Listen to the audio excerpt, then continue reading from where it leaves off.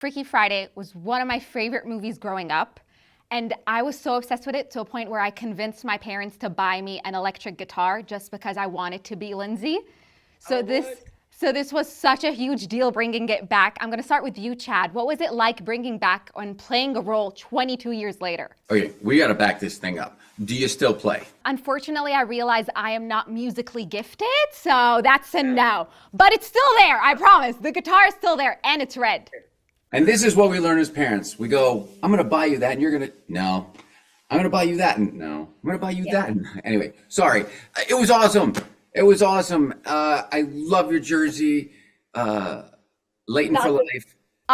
For life. It's my favorite TV show, so it's such an honor getting to interview you. Well, you Wow. wear it better than I do. So Ah, thanks. I will say it was an absolute euphoric, beautiful moment to step back on that set. It was an absolute love fest. It's everything that you hoped and dreamed it would be.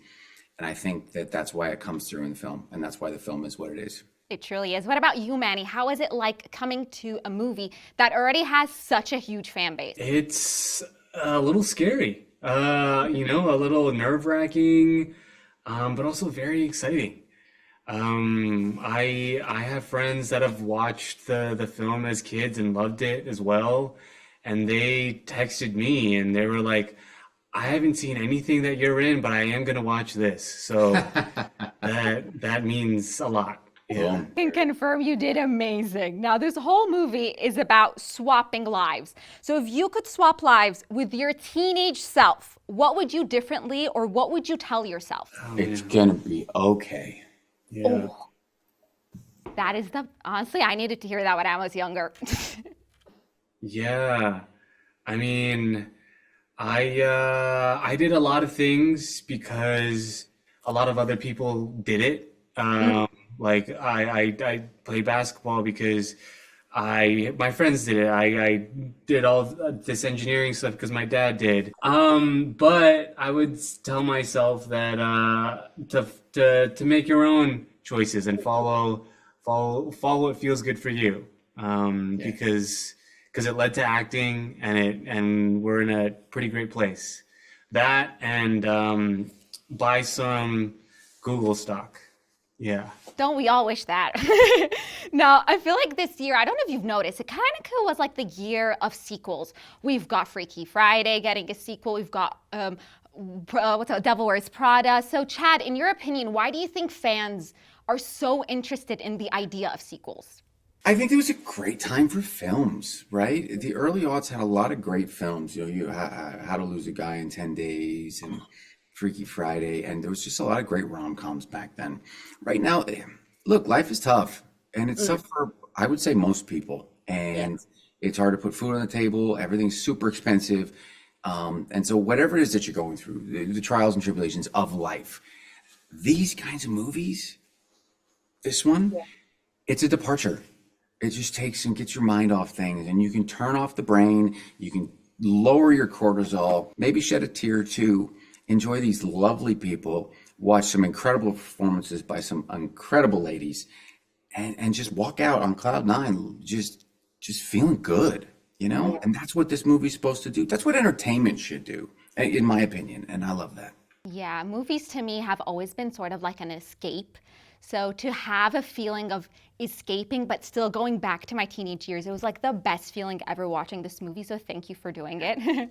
Now, speaking of sequels, I know Jamie Lee Curtis was the person who called up Disney and was like, hey, I need a sequel for Freaky Friday. If you guys could call, I don't know, anyone who's in power, what movie or TV show of yours would you bring back?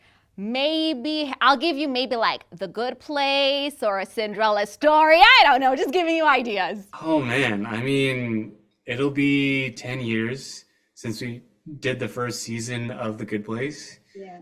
So, you know what? A 10-year reunion pitch. Let's do it. Let's figure something out. Would love to hang out with those goofballs again. Yeah. Lucas and Peyton, they're out on a yacht. They're floating out there close to New Zealand with Andy and Mama. There's an outside chance that Sawyer and whoever came next, they're probably in their teens now. and experiencing all the turmoil that comes with being a teen in this generation. And there are so many new obstacles to deal with for young kids now. One of the biggest ones, how to deal with social media and these decisions that you make that are now forever, right? And then not making decisions based upon those decisions to hurt yourself or do anything else too radical. Something to calm and make people identify, to make kids, help kids identify themselves in these shows and to seek solutions or to seek comfort in a show. Look, would it be great? I think it'd be really cool if there was a One Tree Hill out there for this generation that was based on the young generation, based on young kids, like a One Tree Hill generations. And I say that partly because you are wearing that jersey. And I do feel that that show has meant a lot to millions and millions of people all over the world. We all have a bond, us. And I think that's pretty freaking cool. It's always been your show. It always will be. Yeah, it's so true. Like the connection is insane. So seeing that coming to life again, and maybe my kids having to experience that TV show with a different generation would be absolutely so cool. So I hope if anyone's listening, these two ideas get to be pitched up. There you go. Now this movie. Tree Hill, some might say.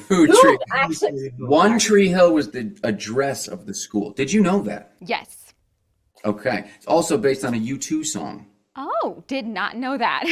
Every episode is, the title of every episode is a song. Oh, love that. Magic. Now this movie, honestly, if I can describe Freakier Friday in 2 words, I would call it chaotically funny.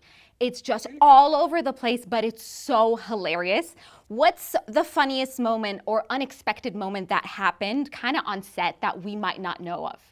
I mean, there were a lot of good outtakes or scenes that we didn't use in the dance sequence. yeah.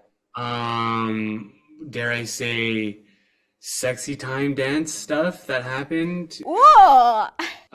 It got a little too Magic Mike at one point, so I think we needed to cut it out. We were making a different movie at that point. Was hysterical. And there were so many moments where, like Jamie and I, we would just go completely off the book. I mean, we were just in a different universe. And what was great is Nisha would just let us run with it. And when you have a great scene partner that just can play, you just go for it. Just boom, go off into the stratosphere. And occasionally she'd have to course correct and go, okay, guys, back to the movie. It was so much fun. You two together is just magic. You're so funny together. Hopefully see you guys more on screen. Well, I just want to say it was such an honor speaking to you both. Hopefully you can come to Dubai where Lindsay is. I can be your tour or Lindsay, whatever you like. And we'll see you soon. Okay. Cheers. Thank you.